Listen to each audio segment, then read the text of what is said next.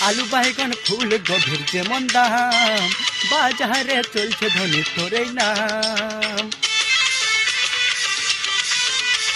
আলু বাইগন ফুল গভীর যেমন দাম, বাজারে চলছে ধনী তোরেই নাম। তোকে দেখে ধরতি কেমন সত্তরি আছি, तुम तो हर पहर देती, रसियन लुक लाइक विदेशी। तुम तो हर पहर देती, रसियन लुक लाइक विदेशी।